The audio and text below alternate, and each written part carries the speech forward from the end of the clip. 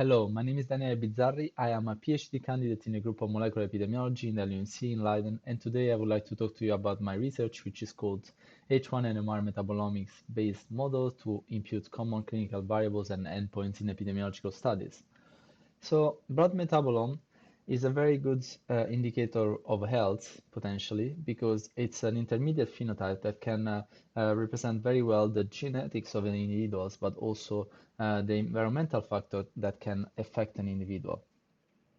Moreover, it's very much possible to measure this metabolomics very easily.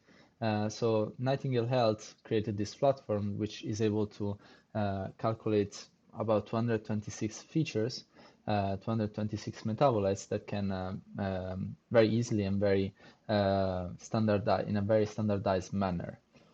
Therefore, it's very much used in epidemiological studies, which collect large amount of data from the general population.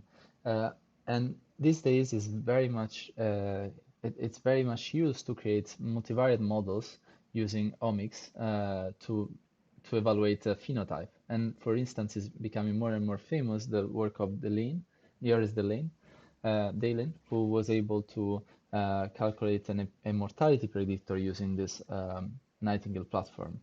But we wanted to extend this research line, doing the work on creating 20 different models, in particular 20 clinical variables, using about 60 features from the Nightingale Health platform, using the dataset of BIM and RNL, which is a Dutch consortium containing 26,000 individuals. So here you can see the results of the live-on biobank count validation and the double five-fold cross validation. And you see all the binary outcomes here on the first column, the number of samples, the number of cores, and the true positive, and then the results. So here you see in green the results for the positive results in the double five-fold cross validation, and in red the only one that was not really an accurate measure. Therefore, we didn't consider it for further evaluation, and that one was the one for high blood pressure. But the other measures seem to be very good, and they are all binary outcomes. So if we had a continuous variable, we binarized it. And we had a lot of type of variables, for instance, a low EGFR, or a diabetes predictor, or an HSCRP predictor. So they're very varied type of clinical variables, which are generally used in epidemiological studies. And so after we evaluated them, we wanted to see if we can use them. And for instance, one important type of use that we can do with them is to replace missing information in association studies. Association studies are often hampered by the fact that there are missing information, for instance, and therefore they can lose a lot of statistical power. So what we tried to do here, and what Anna, our collaborator, did, was to compare transcription-wide association studies made with the reported variable and the metabolic surrogate. T was our association that are made with gene expression and a phenotype.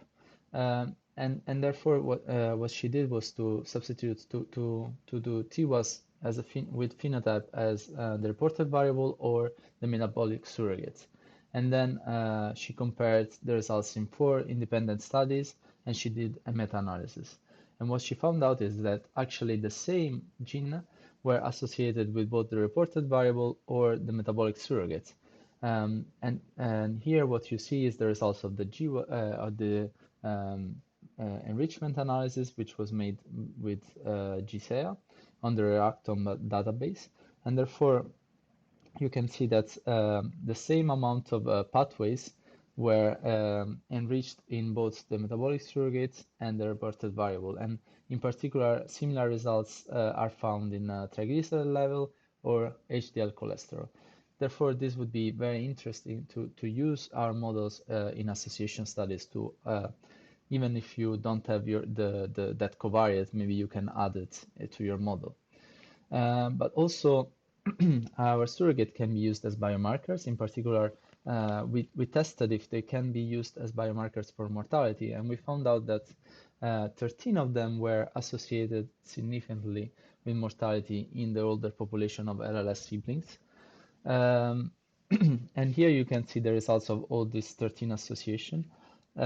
We also made a sex stratified association because we could see that there were differences between male and female. So for instance, you can see that the low hemoglobin level was more had a higher association in male than female. Um, After this, we also created an application, an R-Shiny application, which can be used um, to apply 24 pre-trained models to your dataset if you have Nightingale Health metabolomics. And you can find it on CRAN, but also on GitHub.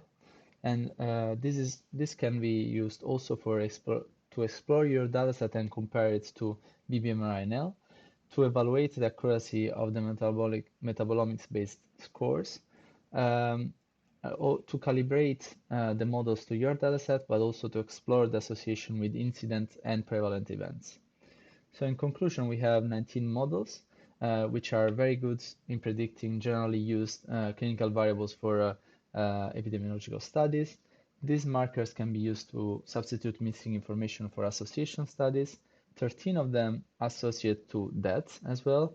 And we have this R-Shiny application that is done to be able to use the models in other cores. So I would like to thank my professor for all this work, but also you for your attention. And I hope to see you in the conference.